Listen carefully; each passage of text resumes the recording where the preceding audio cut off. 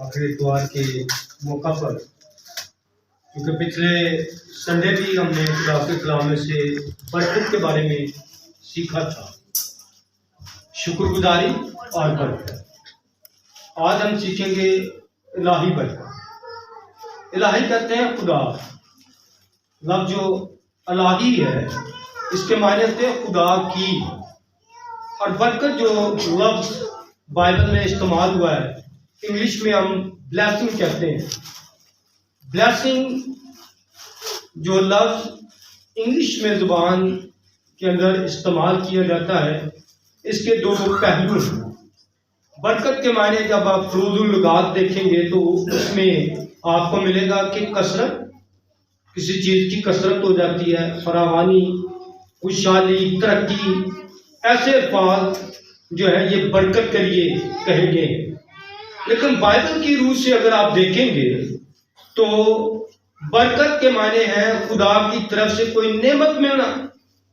खुदा की तरफ से कोई आपको नेमत मिल जाती है, उस नेमत को, उस लफ्ज को ब्लेसिंग इंग्लिश में कहा गया है।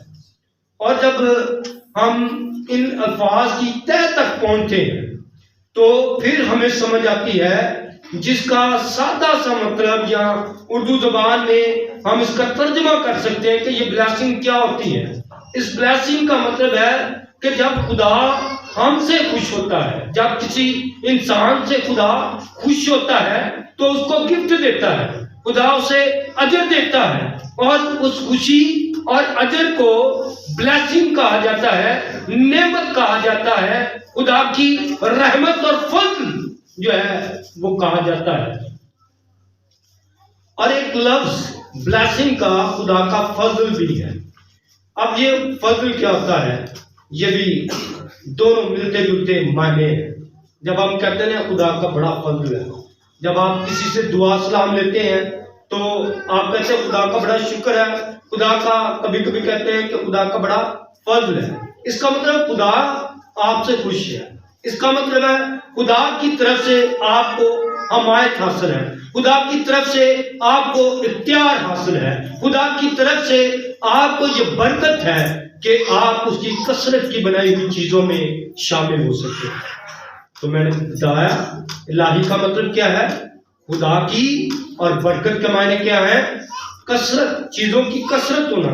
लेकिन जब हम लास्ट संडे जो गुजर गया है वहां पर हमने ये सीखा था कि बेशक चीजें आपके पास क्या हो, थोड़ी हो, लेकिन खुदा उनको क्या कर देता है, ज्यादा कर देता है। इसको हम बरकत कहते हैं। आज इलाही बरकत के बारे में जो सीखेंगे वो ये है, इस तरह ये मुकद्दस मूसा की 5वीं लिखी हुई किताब है, उसका 28वां बाब और उसकी दूसरी आयत मैंने आज मरकजी आयत रखी है, जिसमें यूं लिखा गया है, और अगर तू खुदा अपने खुदा की बात सुने तो ये सब बरकतें तुझ पर नाजिल होंगी और तुझको मिलेंगी। क्या करेंगी ये बरकतें, नाजिल होंगी, और क्या होंगी, इंसान को मिलेंगी। किन को? सवाल ये पैदा होता है कि खुदा अपनी बरकतें किन को देता है और किन को नहीं देता है। नहीं का मतलब है खुदा उनसे अपनी बरकत को, ब्लेसिंग्स को, उन खुदा की नेमतें रुकी रहती हैं, होती सब के लिए। मिसाल के तौर पर सूरज सब पर चमकता है, चाहे गुनाहगार है चाहे वो रास्तबाज है, बारिश सब पर आती है। तो क्या ऐसा मुमकिन है कि सूरज सब के लिए ना चमके? ये ब्लेसिंग है, ये खुदा की तरफ से रहमत है, खुदा का ये फजल है कि हर तरह के इंसान पर, नबातात पर, जमादात पर खुदा का सूरज जो है वो चमकता है।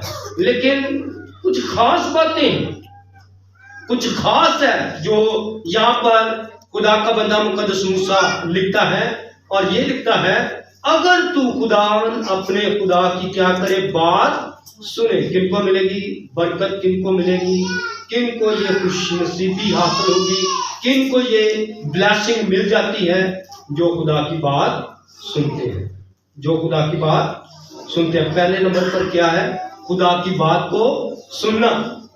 अपने लिए कहे कि मैं आज के बाद खुदा की बात क्या करूंगा, सुनूंगा। और खुदा की बात सुनने के लिए हमें क्या करना पड़ेगा, खुदा के कलाम का मुताबिक खुदा के कलाम को पढ़ना पड़ेगा, हमें बोलना पड़ेगा। स्पीक करके आप जब इसको रीडिंग करेंगे तो फिर आपके कानों में भी ये आवाज आएगी।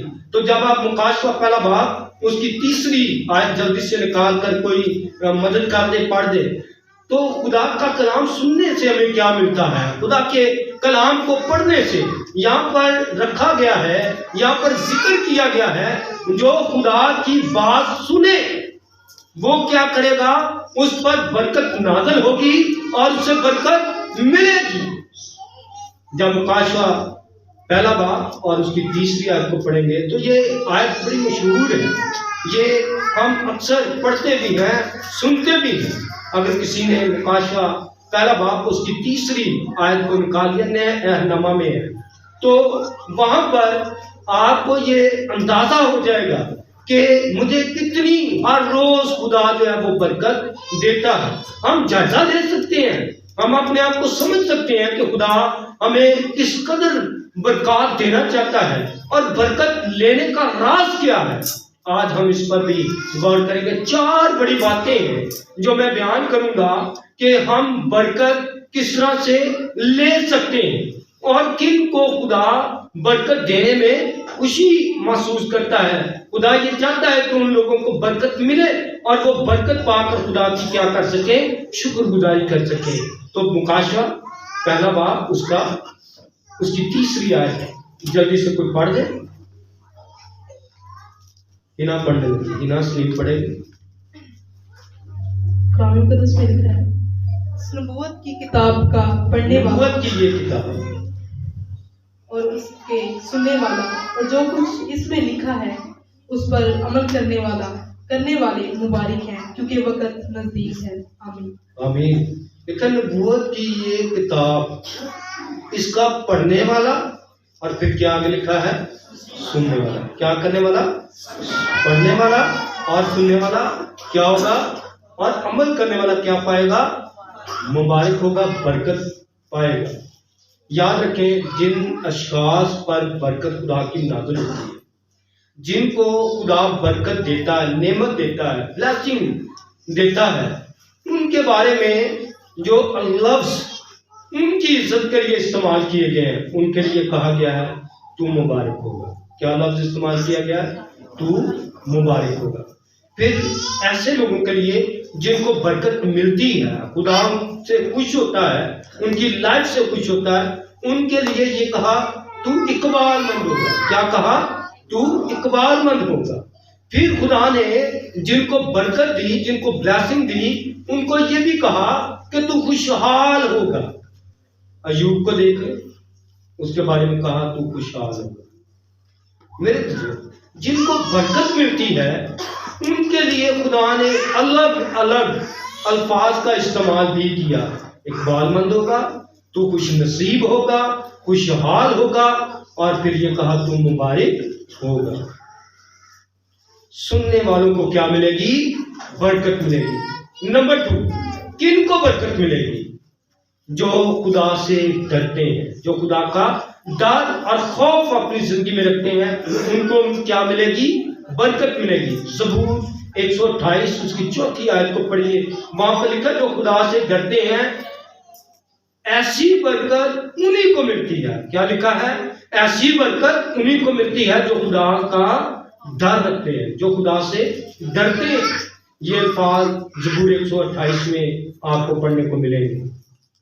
अब खुदा का डर क्या है, खुदा का खौफ क्या है, खुदा का हुक्म मानना, उसकी जिंदगी जो खुदा ने आपको दी है उसको रिसीव कर लेना, ये खुदा का डर और खौफ है। खुदा का डर ये है कि खुदा हमारा जिंदा खुदा है और हम उसके सामने आजिज हैं, ये खुदा का डर और खौफ है। तीसरी बात, बरकत किनको मिलती है, कौन ऐसे लोग हैं जो बरकत हासिल करते हैं।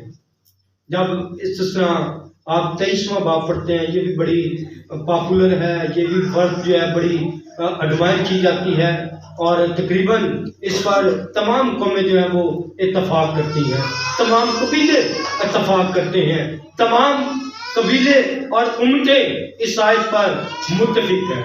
और वो 23वें बाब इस्तिस्ना के 23वें बाब में क्या लिखा हुआ है कि तू सब्बत का दिन पाक मानना तो मैं तेरी रोटी और पानी पर क्या करूँगा। जी, क्या लिखा हुआ है, मैं तेरी रोटी और पानी पर सब्बत का दिन क्या करना। जो इबादत करते हैं वो बरकत हासिल करते हैं। तो 3 अभी तक हमने बातें सीखी।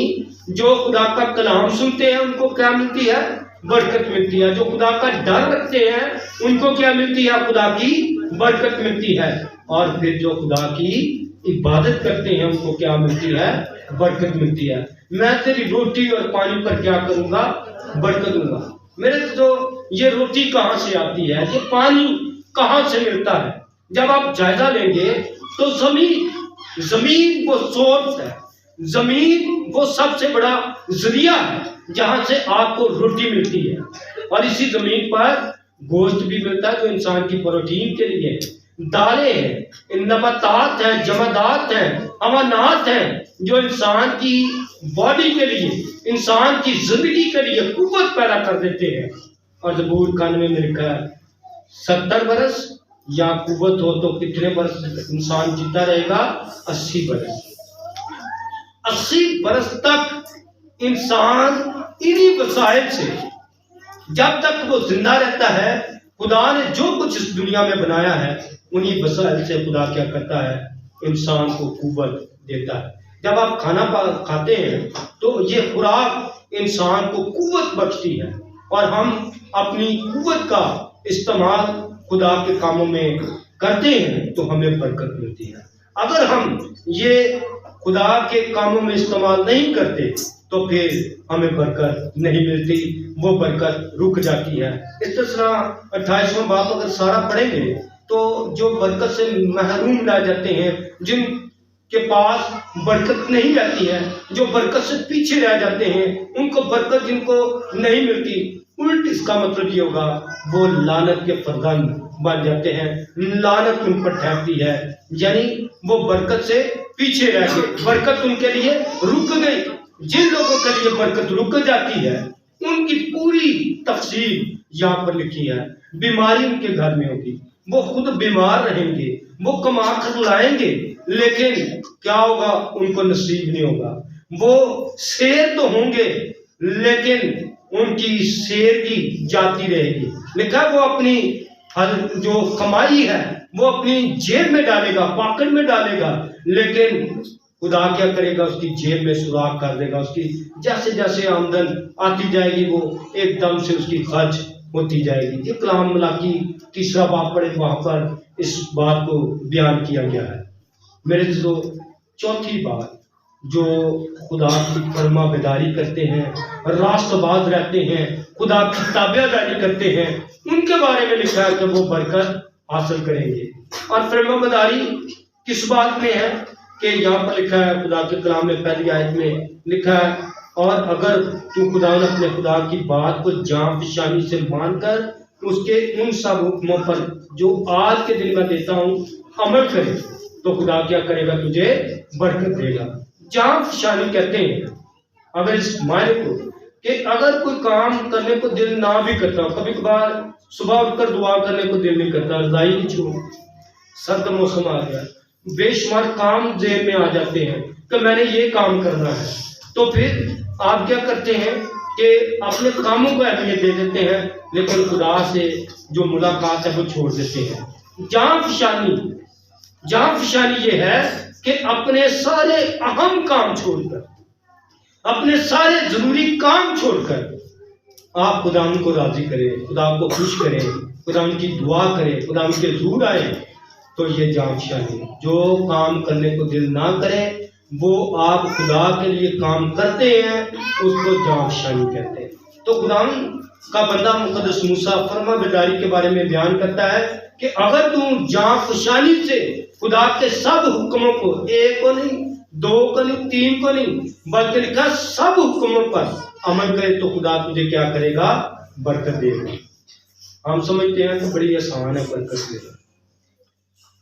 सामी कौमें और फिर इसके साथ साथ तमाम मजहब इख्तियार करने वाली कौमें जो ये दावा करती हैं कि हम खुदा एक खुदा को मानते हैं, वो सारी कौमें इस बात पर मुत्तफिक हैं, इस बात को अपनी जिंदगी में लेकर दलील पेश करते हैं कि जब खुदा किसी इंसान से नाखुश होता है तो उसकी जिंदगी खराब हो जाती है।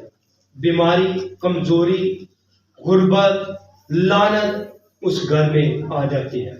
इसलिए क्या करते हैं लोग कि खुदा को खुश करने के लिए उसके दिए में से खुदा को क्या उसके हजूर लाते हैं। कुर्बानियां क्यों करते थे? इसीलिए कि खुदा हमसे नाराज ना हो। जब वो माफी की, कफारे की माफी और फिर 100 खतनियां कुर्बानियां बनी इस्राइल कौम करती थी, तो क्यों करती थी? इसलिए करती थी ताकि वो अपने खुदा को क्या कर सके, खुश कर सके। हदिये लेकर आते थे हैकल में, वो दिए जो जलाए जाते थे उनके लिए तेल लेकर आते थे, नकदी के हदिये और तरह तरह के कपड़ों के हदिये लेकर आते थे ताकि खुदा को खुश कर सके। जब खुदा खुश होता था उनको बरकत देता था। और फिर खुदा ने कई तरह के वादे उनके साथ किए कि जिस मुल्क में तू जाएगा मैं तुझे बरकत दूंगा। यशायाह नबी के सहीफे को जब पढ़ते हैं तो वहां पर बड़ी किस्म की बरकत का जिक्र किया गया है। जिस जमीन पर तू पांव रखेगा उस जमीन को मैं बरकत दे दूंगा। खुदा ने अजीब और बाबरकत बातें उनके साथ की हैं ताकि बनी इस्राइल कौम बरकत पा सके, हम बरकत पा सके और तमाम कौमें बरकत पा सकें।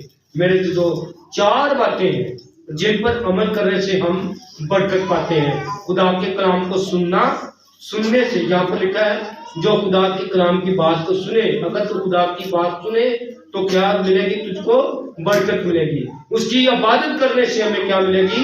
रोटी पानी पर बरकत मिलेगी। उसका डर और खौफ मानने से हमें क्या मिलेगी? बरकत मिलेगी।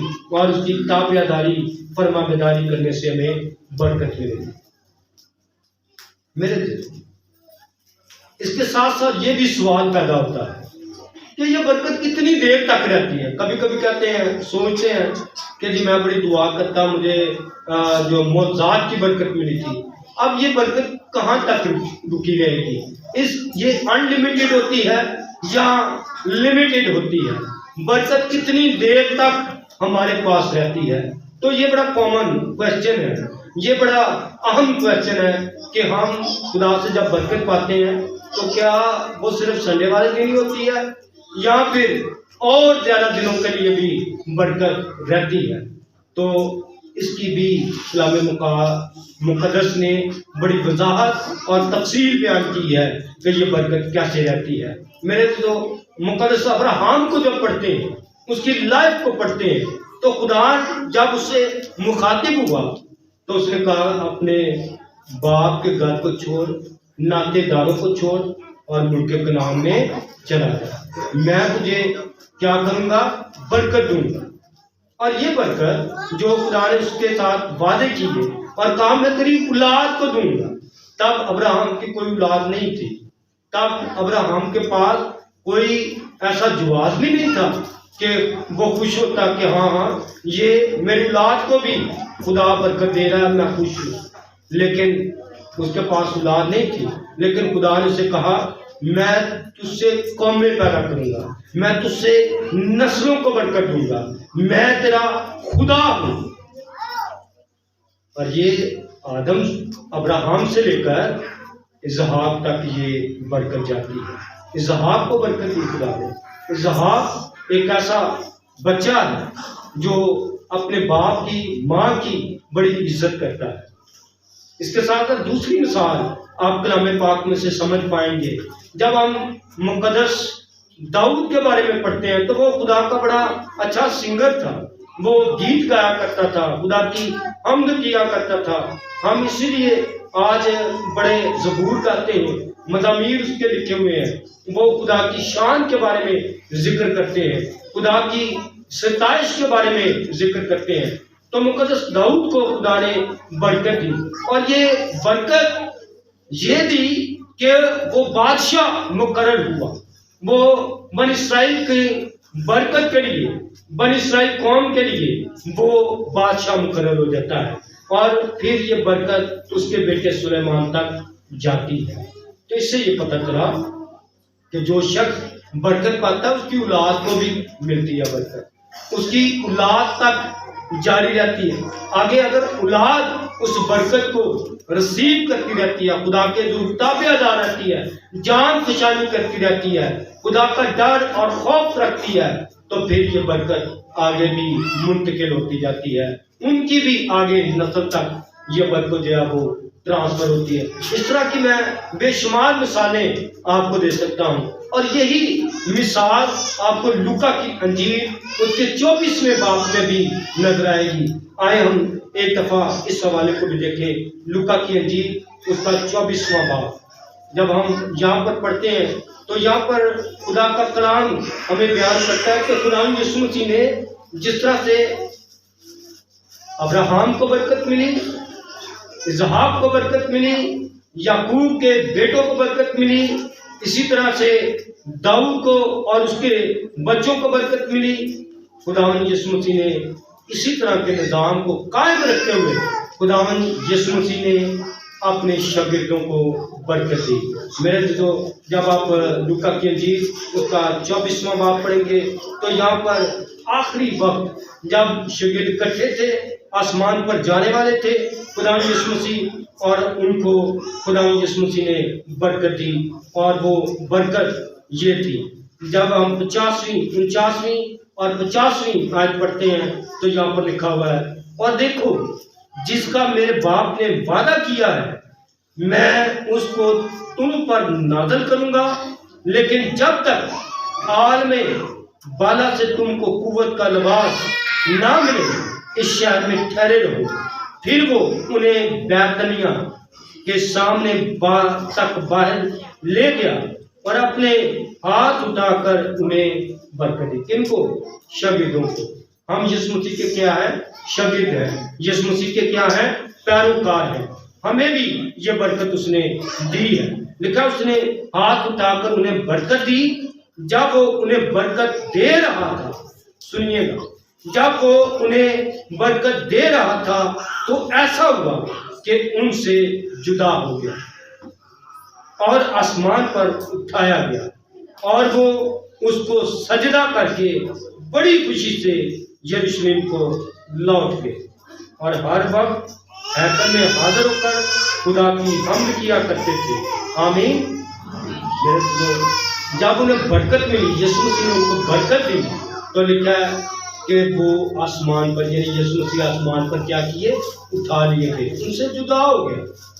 अब जुदा ये बरकत मिलने के बाद उन्होंने क्या किया जो हमें भी करने की जरूरत है। लिखा है कि इन शागिर्दों ने ये नहीं किया कि वो कहें कि जी बादशाह साहब हमें बरकत मिल गई है, अब आगे जाने की, आगे बढ़ने की जरूरत नहीं है। उन्होंने बड़ा अहम काम किया। उन्हें पता चल गया कि ये बरकत हमारी जिंदगी में आ गई है, यीशु मसीह ने हमें बरकत दे दी है, ये बरकत हमारी जिंदगी से निकलेगी नहीं। उसको कायम रखने के लिए उन्होंने जो बड़ा एक्शन किया वो ये था, हमें भी इस पर अमल करने की जरूरत है। लिखा खुदा के कलाम में कि वो 52वीं आयत में लिखा है, और वो उसको सजदा करके बड़ी खुशी से यरूशलेम को लौट के, और हर वक्त लिखा है हर वक्त हैकल में हाजिर होकर खुदा की हम्द किया करते थे, खुदा की इबादत करते थे। मतलब क्या है? खुदा की इबादत करने से उन्हें पता चल गया कि ये बरकत हमारी जिंदगी में क्या हो सकती है, रह सकती है, कायम कर सकते हैं। और ये बरकत कलीसियाओं में आज भी मौजूद है। जो कलीसियाएं इबादत करती हैं, जो लोग, जो खानदान इबादत करते हैं, उनके दरमियान ना सिर्फ मादी जिस्मानी बरकत रहती है बल्कि रूहानी बरकत भी उन जिंदगियों में रहती है। आखिरी बात करूंगा ताकि हम खुदा के कलाम को बेहतर और अच्छे तरीके से सीख पाएं। जब आप इस्तिस्ना 28वां बाब पढ़ते हैं तो लानतों का भी जिक्र है, वो जरूर आप हवाला घर जाकर पढ़ें और सीखने की कोशिश करें। इस्तिस्ना 28वें बाब में बड़ी वजाहत के साथ इन बातों को अयां किया गया है। मैं 28वें बाब की 12वीं आयत को आपके सामने रखना चाहता हूँ कि जब हम खुदा के घर में आए हैं, खुदा के हजूर में आए हैं, तो फिर हमें ये इल्म होना चाहिए कि हम खाली हाथ नहीं जाने वाले। हम खुदा के हजूर बरकत पाने वाले हैं। खुदा ने हमें बरकत दी है और इस बरकत को हमने किस तरह से अपनी जिंदगी में कायम रखना है। आए इस्तिस्ना उसका 28वां बाब और उसकी 12वीं आयत को पढ़िए। लिखा है, खुदावन आसमान को जो उसका अच्छा खजाना है, खुदावन जो आसमान को जो उसका अच्छा खजाना है तेरे लिए क्या करेगा? खोल देगा। हम सब के लिए क्या करेगा? खुदा आसमान का अच्छा खजाना हमारे लिए खोल देगा। आमीन। लिखा है, तेरे मुल्क में वक्त पर क्या करेगा? मींह बरसाएगा और वो तेरे सब कामों में। हम कौन कौन से काम करते हैं? हो सकता है इस महीने आप शादी का कोई काम करना चाहते हैं, हो सकता है आप जॉब का काम करना चाहते हैं, हो सकता है जिस तरह के भी आप काम करना चाहते हैं। लिखा है, जिन कामों को तू क्या करे? हाथ लगाए। जिन कामों को तू करे, जिन कामों में तू हाथ लगाए, खुदा क्या करेगा? क्या करेगा खुदा? इधर से आवाज नहीं, क्या करेगा खुदा? जिन कामों को तू क्या करेगा? हाथ लगाएगा, खुदा क्या करेगा? किन के लिए आसमान के खजाने खुलेंगे? अच्छा, आसमान का खजाना किन के लिए खुलेगा? जो खुदा की ताबेदारी करते हैं, जो खुदा के पीछे चलते हैं, जो खुदा की फरमाबरदारी करते हैं, जो खुदा की इबादत करते हैं। लिखा है, खुदावन आसमान को जो उसका अच्छा खजाना है तेरे लिए खोल देगा कि तेरे मुल्क में वक्त पर मींह बरसे और वो तेरे सब कामों में जिनमें तू हाथ लगाए बरकत देगा और तू बहुत सी कौमों को कर्ज देगा पर खुद कर्ज नहीं लेगा, पर खुद कर्ज नहीं लेगा। और खुदावन तुझको दुम नहीं, और खुदावन तुझको दुम नहीं बल्कि क्या करेगा? सर ठहराएगा और तू पुष्ट नहीं बल्कि सरफराज ही रहेगा। आमीन। ये ब्लेसिंग है आपके लिए, ये बरकत है खुदावन की आपके लिए कि वो आपको सरफराज करना चाहता है, वो आपको बरकत देना चाहता है, वो आपकी जिंदगी में काम करना चाहता है, वो आपको अपने हजूर में लाकर आपकी जिंदगियों को तब्दील करना चाहता है। आज हमने सीखा खुदा की बरकत, खुदा इलाही बरकत, यानी खुदा जब हमें बरकत देता है तो इंसान की जिंदगी में क्या कुछ मुमकिन हो सकता है। आए हम सरों को झुकाएं, खुदा उनकी शुक्रगुजारी करें।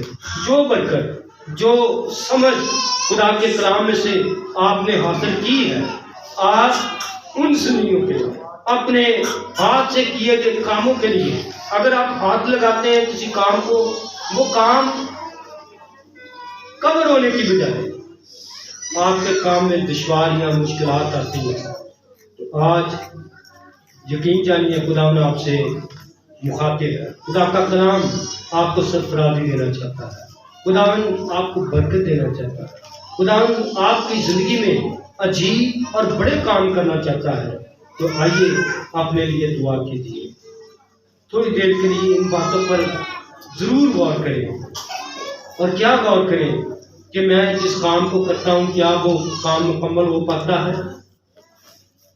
अगर नहीं हो पाता तो फिर खुदाम से कहिए कि खुदाम मैं आज तेरे कलाम से इत्तफाक करता हूँ, आए खुदाम मैं तेरे कलाम से इत्तफाक करती हूँ, क्योंकि खुदाम तू सरफराज करता है, तू किसी को दुम नहीं बल्कि सर ठहराता है, तू आसमान का अच्छा खजाना खोल देता है और तू बरकत देता है। खुदाम से कहिए। और अगर आप समझते हैं कि ऐसी बातों से हम दूर हैं, पीछे, तो फिर खुदाम से कहिए कि खुदाम तू हमें माफ कर और हमें अपना फजल दे, हमें बढ़ोतरी और खुशहाली अता फरमा। खुदाम का कलाम ये भी बयान करता है कि तेरे सामने दुश्मन जो हैं वो ज़ेर होंगे, आएंगे तेरे सामने एक रास्ते से, लेकिन जाएंगे वो 7 रास्तों से भाग कर तेरे सामने से दूर हो जाएंगे। अगर आप समझते हैं कि आपके सामने दुश्मन है तो फिर इनके लिए भी दुआ कीजिए, क्योंकि यीशु मसीह ने कहा अपने सताने वालों के लिए, अपने दुश्मनों के लिए दुआ करो, इनके लिए बरकत चाहो। मेरे तो खुदा ने आपको मौका दिया है कि आप ऐसे लोगों के लिए भी दुआ करें, खुदा की शुक्रगुजारी करें, खुदा के हुजूर अपने दिलों को खोले, एक दूसरे को ना सुनाएं, लेकिन खुदा को जरूर अपनी बात सुनाएं ताकि वो आपसे मुखातिब हो। वो आपके दिलों को और गुर्दों को जांचने वाला खुदा है। वो आपको शर्मिंदा नहीं होने देगा, बल्कि वो आपको सरफराज करेगा, वो आपको बरकत देगा। हम बहन आस्तर अर्शद के साथ मिलकर दुआ करेंगे आज के कलाम के लिए, आज की सारी बरकत के लिए खुदा का शुक्र अदा करेंगे।